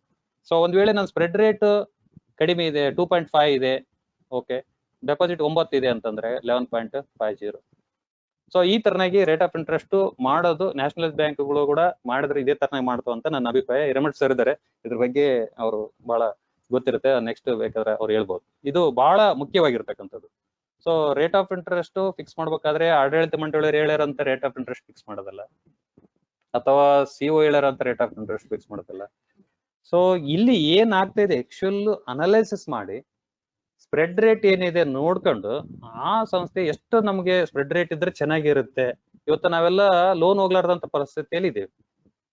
ಸೊ ಅಂತ ಸಂದರ್ಭದಲ್ಲಿ ನಾವು ಏನಾದ್ರೂ ಲೋನ್ಗಳಿಗೆ ರೇಟ್ ಆಫ್ ಇಂಟ್ರೆಸ್ಟ್ ಕಡಿಮೆ ಮಾಡ್ಬೇಕಂದ್ರೆ ಡೆಪಾಸಿಟ್ ನ, ನಿನ್ನೆ ಮನೆ ಅಧ್ಯಕ್ಷ ಹೇಳಿದ್ರು ಡೆಪಾಸಿಟ್ ತಗೋಬಾರ್ದು ಅಂತ ಹೇಳಿದ್ರು. ಸಾರಿ ಸರ್, ಡೆಪಾಸಿಟ್ ತಗೊಳ್ಬಾರ್ದು ಅನ್ನಕ್ ಬರಲ್ಲ. ಸೊ ಅದ್ರದ್ದು ಇನ್ಸ್ಟೆಡ್ ಆಫ್ ಏನಂದ್ರೆ ರೇಟ್ ಆಫ್ ಇಂಟ್ರೆಸ್ಟ್ ಕಡಿಮೆ ಮಾಡಿಬಿಡ್ತಕ್ಕಂಥ, ಅವರೇ ನಾನು ಒಲ್ಲೆಪ್ಪ ಅಂತ ಹೇಳ್ಕೊಂಡು ಹೋಗ್ತಕ್ಕಂಥದ್ದು ಆಗುತ್ತೆ ಕ್ರಮೇಣ. ಸೊ ಯಾವುದೇ ಕಾರಣಕ್ಕಾಗಿ ನಾವು ಡೆಪಾಸಿಟ್ ಬಂದಾಗ ಸೊ ಹೈ ಕಾಸ್ಟ್ ಡೆಪಾಸಿಟ್ ತಗೋಬಾರ್ದು ಅಂತ ತೋರಿಸ್ದಂಗೆ ಅಷ್ಟೇ ಇದು. ಇಲ್ಲ ಸರ್, ನೆಕ್ಸ್ಟ್ ಕಂಟಿನ್ಯೂ ಹೋಗೋಣ, ಮತ್ತೆ ಅದರ್ಸ್ ಡಿಸ್ಕಷನ್ ಮಾಡೋದ್ನಾಗ ಮಾಡಿ. General condition and documentations. General condition and documentation first selection of customer 5 C's with, ಮೊದಲೇ ಹೇಳಿದ್ರೆ 5 C's ಇರಬೇಕು ಸೆಲೆಕ್ಷನ್. ಲೋನ್ ಅಪ್ಲಿಕೇಶನ್ ಎಷ್ಟೋ ಜನರಿಗೆ ಇದು ಪ್ರಾಕ್ಟಿಕಲ್ ನನ್ನ ಅನುಭವ, ಇವತ್ತಿಗೂ ಲೋನ್ ಅಪ್ಲಿಕೇಶನ್ ತಗೊಳಕ್ ಬರಲ್ಲ, ಏನಾಗ್ತಾ ಇದೆ ಗೊತ್ತಿಲ್ಲ. ಸೊ ಇದ್ರ ಬಗ್ಗೆ ಬಹಳ ಡೀಪ್ ಆಗಿ ಅನೇಕ ತರಬೇತಿಗಳು ನಾವು ಎಂಪ್ಲಾಯ್ಸ್ ಆಯ್ತಿದೆ. ಇದನ್ನ ನಾವು ನೀವು ಫಸ್ಟ್ ಹೆಜ್ಜೆ ಅಂತೀವಲ್ಲ, ಲೋನ್ ಅಪ್ಲಿಕೇಶನ್ ಅಲ್ಲಿ ಒಂದು ಇಡೀ ಚಿತ್ರಣ ಇರ್ಬೇಕು.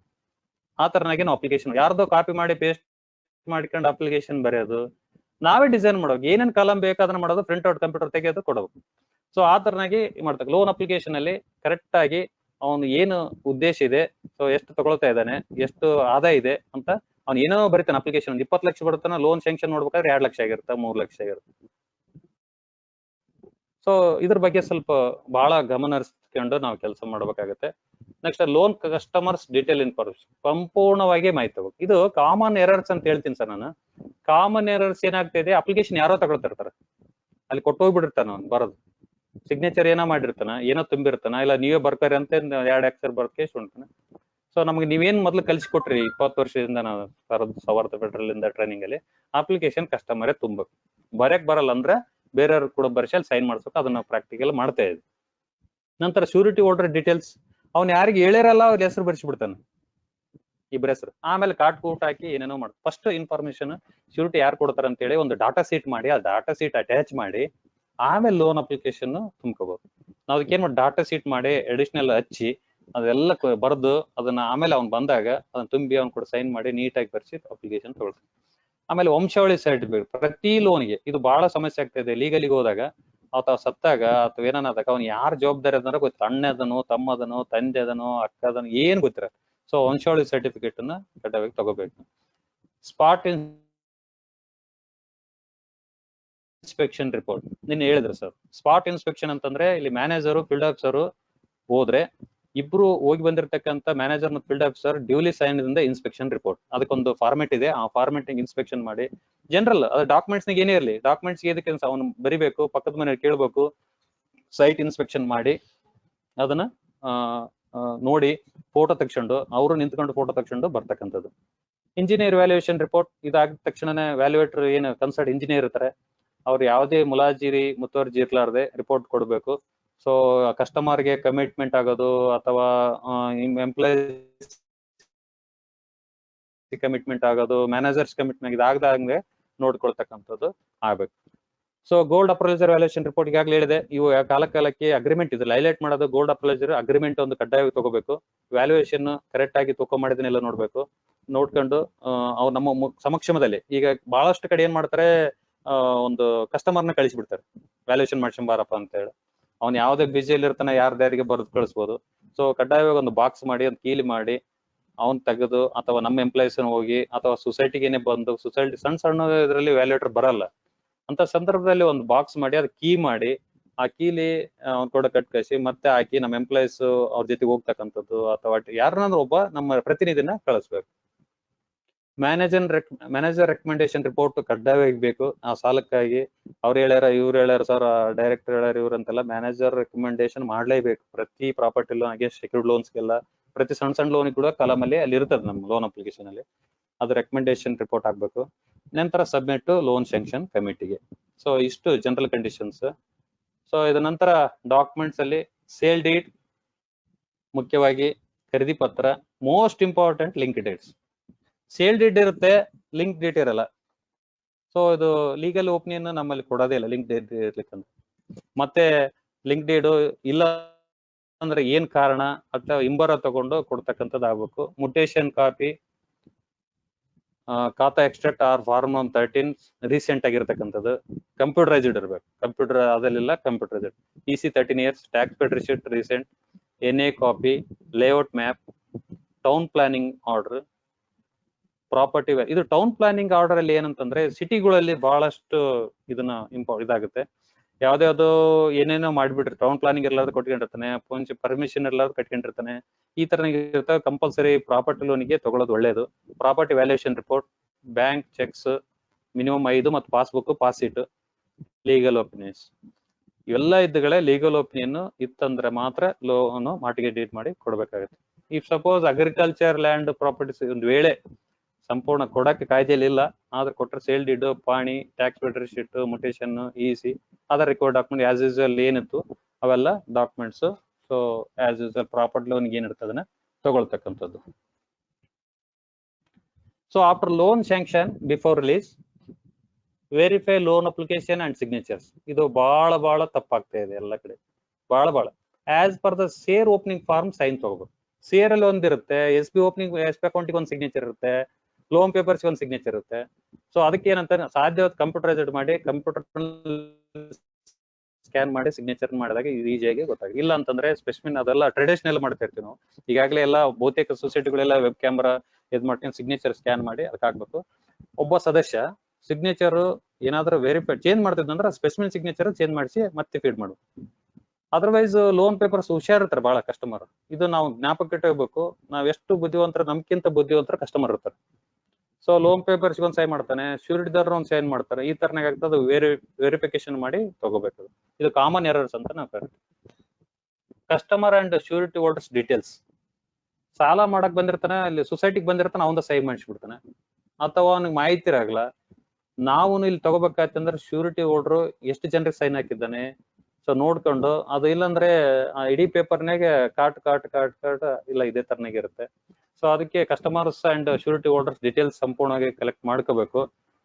ಸಾಲಗಾರ ಎಷ್ಟು ಪ್ರಾಮುಖ್ಯತೆ ನಾವು ಕೊಡ್ತಾ ಇದೀವಿ, ಅಷ್ಟೇ ಪ್ರಾಮುಖ್ಯವಾಗಿ ಶ್ಯೂರಿಟಿ ಹೋಲ್ಡರ್ಸ್ ನ ಡೀಟೇಲ್ ಇನ್ಫಾರ್ಮೇಶನ್ ಕಲೆಕ್ಟ್ ಮಾಡ್ಕೋಬೇಕು.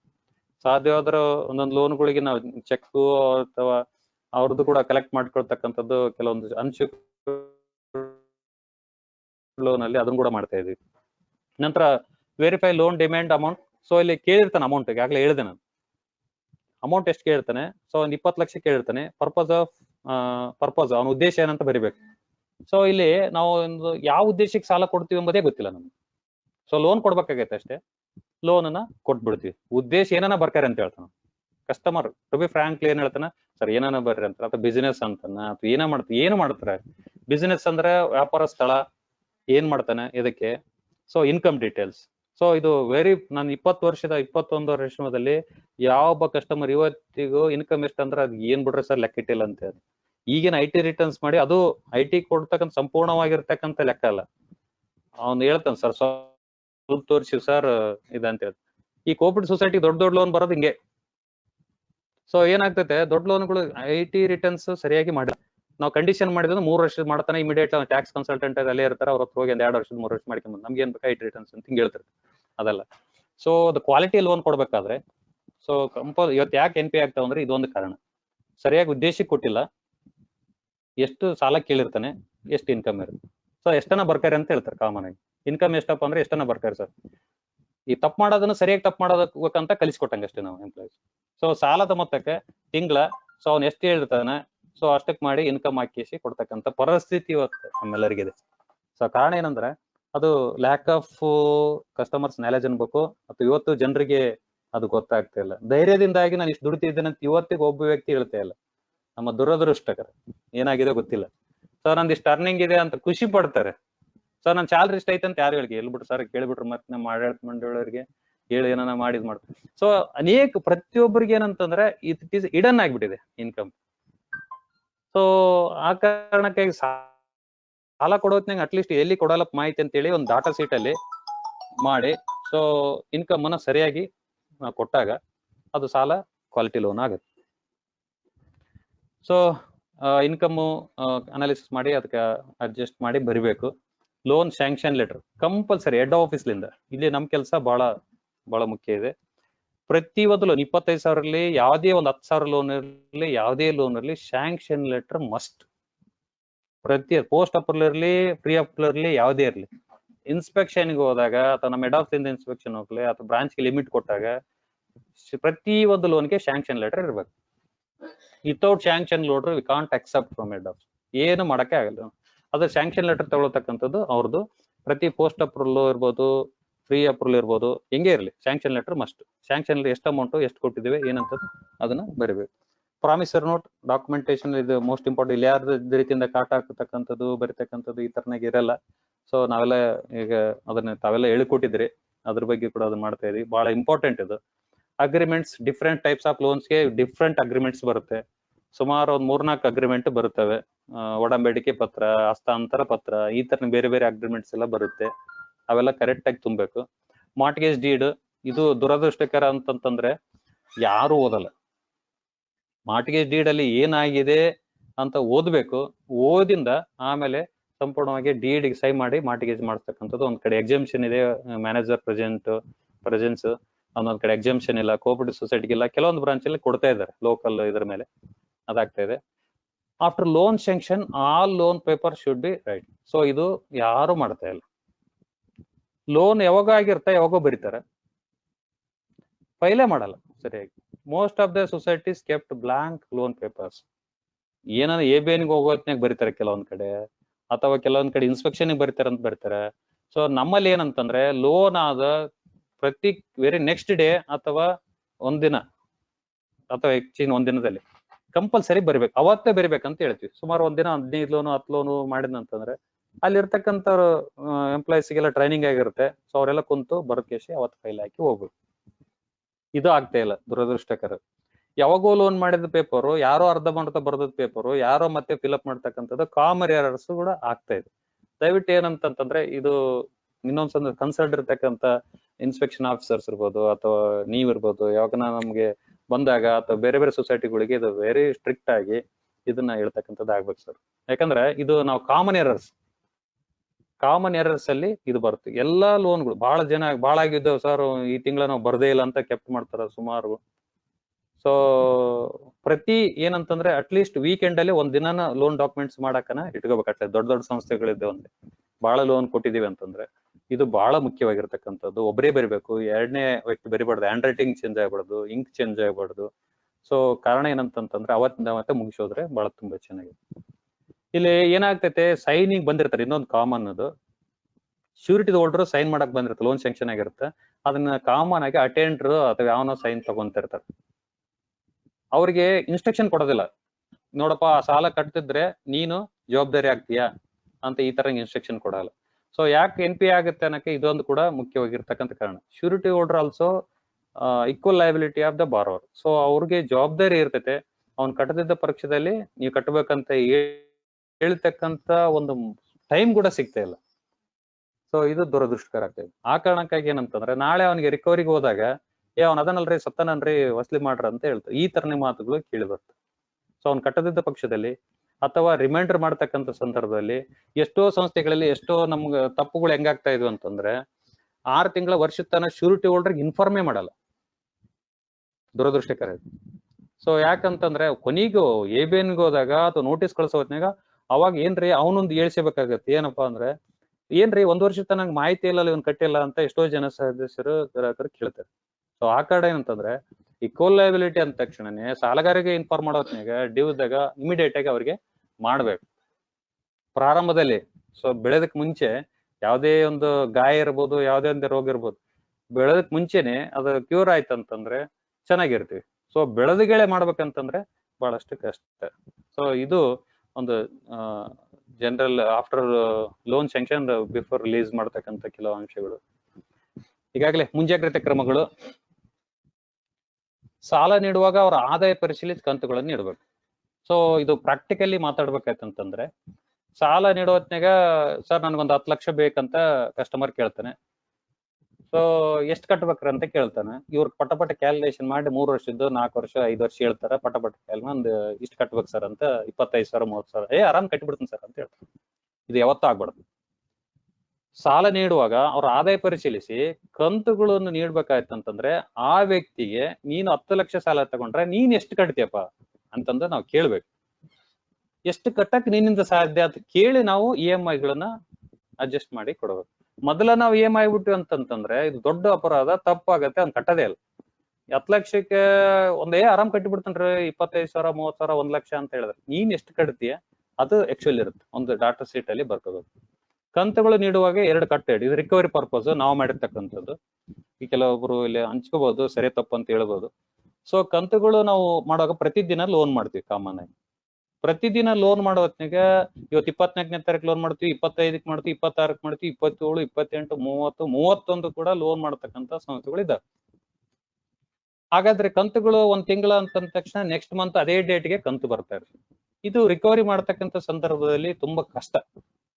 ಸೊ ಆ ಕಾರಣಕ್ಕಾಗಿ 2 ಕಟ್ಟಿಡ 10ನೇ ತಾರೀಕು ಅಥವಾ 20ನೇ ತಾರೀಕು ಇವತ್ತು ಲೋನ್ ಮಾಡಿನಂತಂದ್ರೆ ನೆಕ್ಸ್ಟ್ ಮಂತ್ 24ಕ್ಕೆ ಲೋನ್ ಮಾಡೀನಿ, 20ನೇ ತಾರೀಕಿಗೆ ಕಂತು ಕೊಡ್ಬೋದು. ಸೊ 26ಕ್ಕೆ ಮಾಡಿದ್ರೆ ಈ ತರನಾಗಿ 2 ಕಟ್ಟಡಗಳನ್ನ ನಿಗದಿಪಡಿಸ್ಕೊಂಡು ಮಾಡಿದಾಗ ಆ ಪರ್ಟಿಕ್ಯುಲರ್ ಡೇಟ್ಗೆ ಓಲ್ಡ್ ಪರ್ಸೆಂಟೇಜ್ ಆಗ್ತಿಗೆ ಅಥವಾ NPಗೆ ಬರ್ತದೆ. ಇಲ್ಲಾಂದ್ರೆ ದಿನಾ ನಮ್ದು ಚೇಂಜ್ ಆಗ್ತಾ ಇರುತ್ತೆ. ಸುಮಾರು ಅಕೌಂಟ್ಗಳು ನಮ್ಮಂತ ಸಂಸ್ಥೆಯಲ್ಲಿ ತಿಂಗಳಿಗೆ ಎವರೇಜ್ ಆಗಿ 450ರಿಂದ 500 ಲೋನ್ ಅಕೌಂಟ್ಗಳು ಆಗ್ತವೆ. ಅಷ್ಟೇ ಪ್ರಮಾಣದ ರಿಕವರಿ ಆಗ್ತೈತೆ. ಗ್ರೋತ್ ನೋಡಿದ್ರೆ ಕಳೆದ ವರ್ಷ ಒಂದು 2021ನೇ ಸಾಲಿನಲ್ಲಿ ನಮ್ದು ಲೋನ್ ಪ್ರೊಸೆಸಿಂಗ್ 1% ಮಾಡ್ತಾ ಇದೀವಿ. ಲೋನ್ ಪ್ರೊಸೆಸಿಂಗ್ ಫೀಸ್ ಅನ್ನೇ ಸುಮಾರು 84 ಲಕ್ಷ ಅಂತಂದ್ರೆ ಇನ್ಕ್ಲೂಡಿಂಗ್ GST ಅಂದ್ರೆ ಸುಮಾರು ಒಂದು 100 ಕೋಟಿ ರೂಪಾಯಿ ಸಾಲ ಕೊಟ್ಟಿದ್ದೀವಿ ಡಿಸ್ಪರ್ಸ್ಮೆಂಟ್. ಆದ್ರೆ ಗ್ರೋತ್ ಆಗಿರೋದು ಏನಂತಂದ್ರೆ ಬರೀ 20 ಕೋಟಿ ರೂಪಾಯಿ ಮಾತ್ರ. ಅಂದ್ರೆ ಎಷ್ಟು ಅಪ್ಲಿಕೇಶನ್ ಆಗಿರ್ಬೋದು, ಎಷ್ಟು ಅಕೌಂಟ್ಸ್ ಬಂದಿರ್ಬೋದು, ಎಷ್ಟು ಇರ್ಬೋದು, ಅಥವಾ ರಿಕವರಿ ಎಷ್ಟು ಕಷ್ಟ, ನಿಯರ್ಲಿ 10,000 ಅಕೌಂಟ್ ಅಂತ ಹೇಳಿದ್ರು. ಇದು ತುಂಬಾ ಕಷ್ಟ ಆಗ್ತಾ ಇರೋದ್ರಿಂದ ನಾವು 2 ಕಟ್ಟೆಟ್ಟುಗಳನ್ನ ಪಾಲನೆ ಮಾಡ್ಬೇಕು. ಇಲ್ಲಿ ಯಾವುದೇ ಒಬ್ಬ ಬಿಲ್ಡ್ ಆಫೀಸರ್ ಇದನ್ನ ಮಾಡಕ್ಕಾಗಲ್ಲ. ಪ್ರತಿಯೊಬ್ಬ ಎಂಪ್ಲಾಯೀಸ್ಗೆ ಇದನ್ನ ಅವೇರ್ನೆಸ್ ಕೊಡ್ಬೇಕು. ರಿಕವರಿ ಪ್ರೋಸೆಸ್ ಅದರಿಗೆ ಮಾಡ್ಬೇಕು. ನಾನು ರಿಕವರಿಗೆ ನೆಕ್ಸ್ಟ್ ಹಾಕಿದ್ದೀನಿ ಅಲ್ಲಿ ಹೇಳ್ತೀನಿ. ಕಂತು ಬರುವ ಮುಂಚೆ ಅವರಿಗೆ ಸಂದೇಶ ಕಳಿಸ್ಬೇಕು ಅಥವಾ ಕಾಲ್ ಮಾಡ್ಬೇಕು, ಅಥವಾ ಯಾವುದೇ ಕಂತು ಬಾಕಿ ಆಗಿದೆ ಅಂದ್ರೆ ನೋಡ್ಕೊಳ್ಬೇಕು.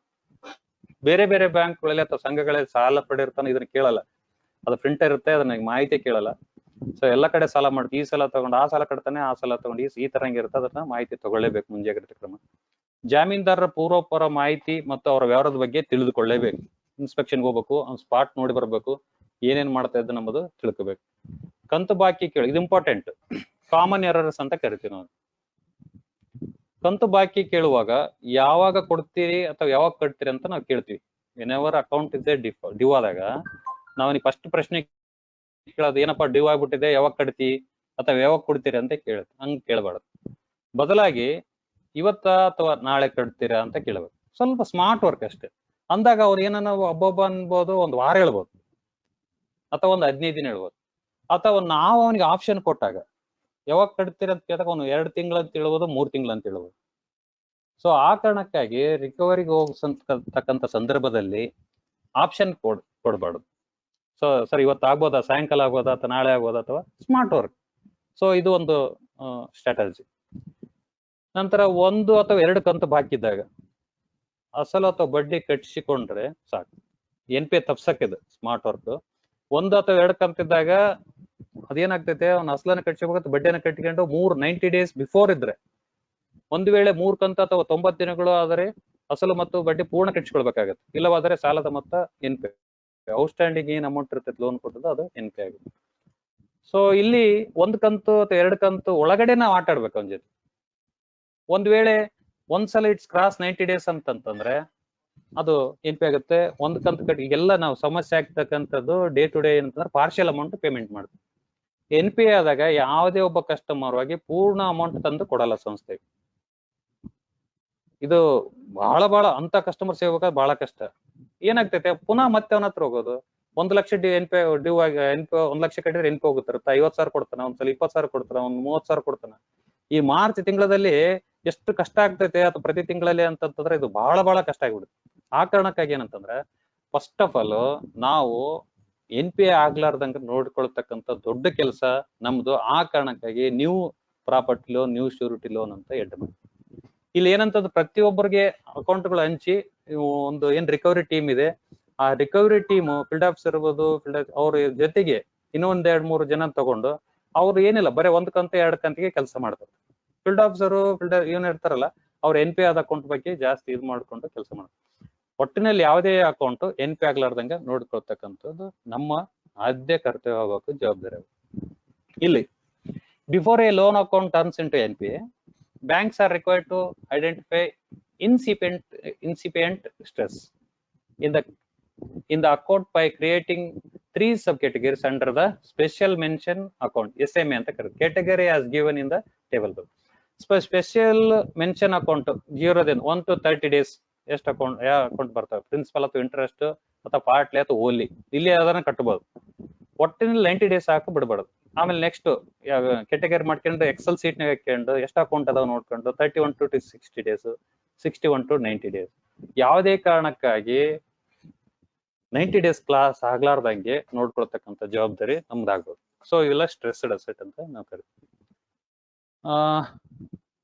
443. Okay, why loan accounts go to bad? ಯಾಕೆ NPA ಆಗುತ್ತೆ, ಬ್ಯಾಡ್ ಡೆಟ್ಸ್ ಆಗುತ್ತೆ ಅಥವಾ NPA ಆಗುತ್ತೆ ಅನ್ನಕ್ಕೆ ದೇರ್ ಇಸ್ 2 category. ಒಂದು borrower side and banker side. So borrower side ಏನಂದ್ರೆ ಲ್ಯಾಕ್ ಆಫ್ ಪ್ಲಾನಿಂಗ್, ಅವನಿಗೆ ಗೊತ್ತಿರಲ್ಲ, ಪ್ಲಾನೇ ಮಾಡಿರಲ್ಲ, ಲೋನ್ ತಗೋಬೇಕಷ್ಟೇ without plan. Diversion of funds, ಅದು ಏನ್ ಬಳಸ್ಬೇಕು, ಎದಕ್ ಮಾಡ್ಬೇಕು, ಎದಕ್ ಉಪಯೋಗ ಮಾಡ್ಬೇಕು ಅಂತ ಗೊತ್ತಿಲ್ಲ. ಡಿಸ್ಪ್ಯೂಟ್ಸ್ ವಿತ್ ಇನ್, ಅವನ ಹತ್ರ ಬಹಳಷ್ಟು ಡಿಸ್ಪ್ಯೂಟ್ ಇರುತ್ತೆ.